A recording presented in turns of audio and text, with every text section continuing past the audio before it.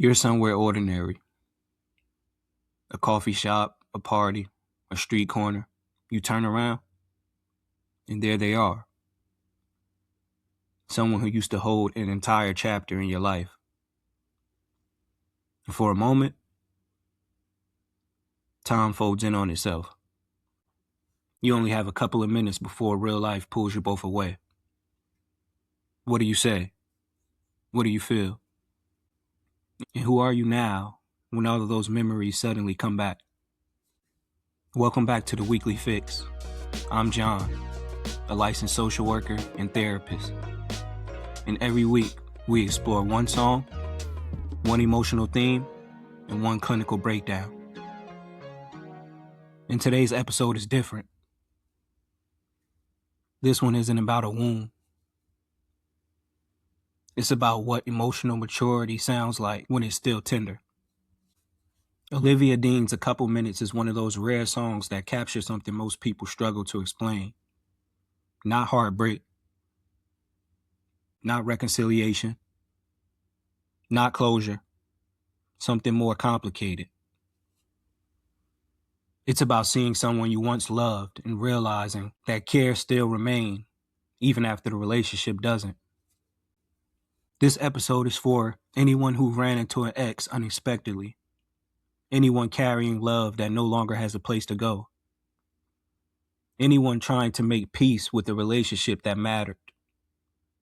Anyone learning how to let go without being bitter. Stay with me. Before we talk about the words, let's talk about the music.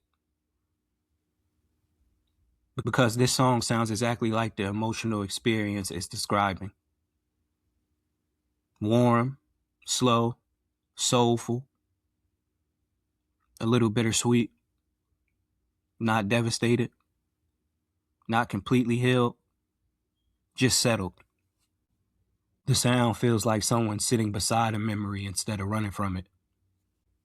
The song takes place in a remarkably simple moment. She turns around, sees someone from her past, and notices something small. Not the breakup, not the pain, just the reality that time has changed both of them. That's what makes the song feel so human. It's not about grand declarations. It's about curiosity, care, and the quiet realization that life moved forward. People connected to this song because it speaks to something that most of us experience but rarely discuss. The relationship ended, but the care didn't disappear overnight. And sometimes the hardest part of healing is figuring out what to do with the love that remains. I want to name the emotional theme carefully, because this isn't closure. Closure is one of the most misunderstood ideas in modern psychology. Most people think closure is reaching the point where nothing hurts anymore. That's rarely how healing works. What this song captures is something psychologists call ambiguous loss. The relationship is gone. The person is still here. The memories are still here. The love may still be here. And all of those realities exist at the same time. What makes this song so powerful is its emotional progression. First, there's care, then honesty, then self-awareness, then acceptance. Not forced acceptance, but earned acceptance. And that pattern usually looks like care, honesty, self-awareness, creating boundaries, but also not being bitter, which lead to integration. This song is for anyone who's wondered, can I miss someone without wanting them back?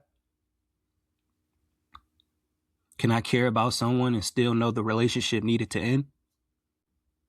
Can I honor what happened without living there forever? The answer is yes. And that's exactly what this song demonstrates. The primary clinical concept in this song is ambiguous loss. a term developed by the psychologist Pauline Boss. Ambiguous loss occurs when something important is gone, but not entirely absent. There's no clear ending, no ceremony, no roadmap for grief. And relationships often fit the definition perfectly. Another important concept is called continuing bonds theory. The idea is simple. Healthy grief doesn't always require severing connection. Sometimes healing means transforming the relationship rather than erasing it.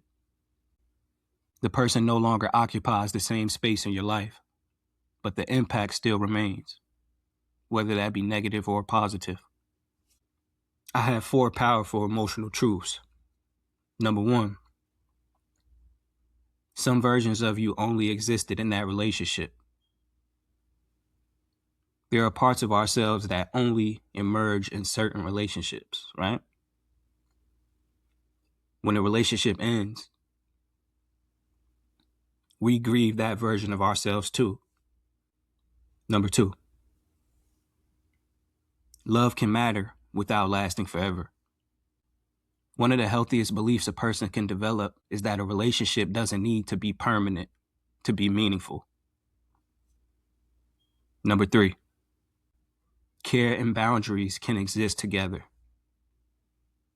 You can care deeply about someone and still realize that being together isn't healthy. Those truths do not cancel each other out. Number 4, growth can come from endings. The healthiest form of grief doesn't deny the pain. It acknowledges that something meaningful ended and that something meaningful was learned. I also want to talk about what happens physically when you unexpectedly encounter someone significant from your past. The nervous system reacts before your thoughts catch up. Heart rate increases. Memories surface. Emotions become activated. And for a few moments, you experience both past and the present simultaneously. That's why a 2-minute encounter can take days to process.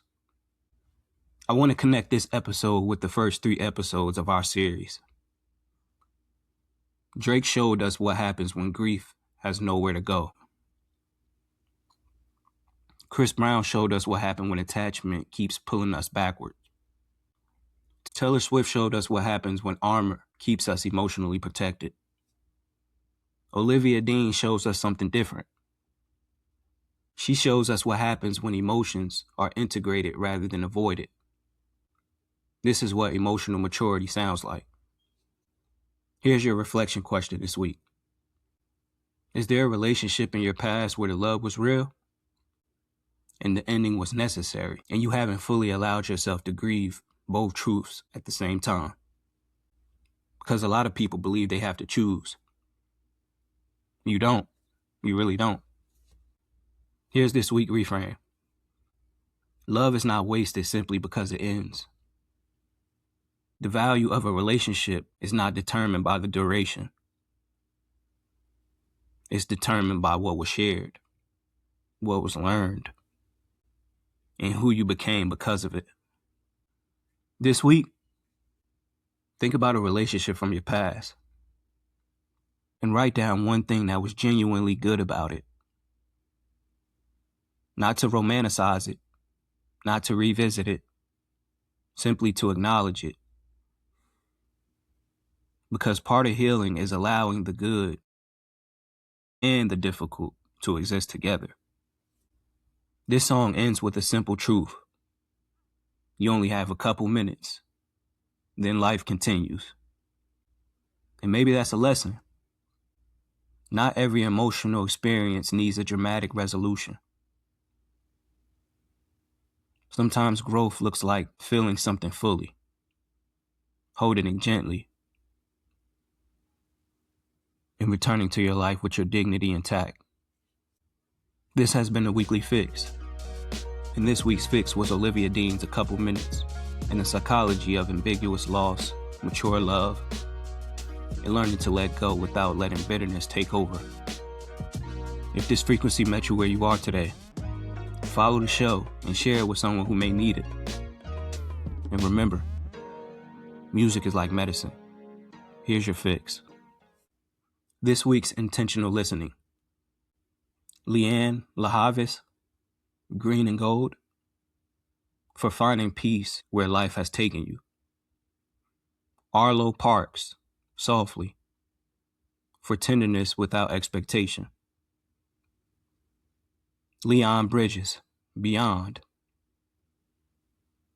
for loving without possession. Jeff Buckley, Lilac Wine, for honoring the beauty inside longing. Bill Withers, Lean on Me, for remembering that connection can evolve without disappearing. Be sure to click the link in the description to check out all of our playlists on Spotify. The frequency fix is for educational and informational purposes only. This content does not constitute therapy, clinical advice, or a therapist-client relationship of any kind. If you're struggling, please connect with the licensed mental health professional in your area. If you're in crisis, call or text 988 for immediate support.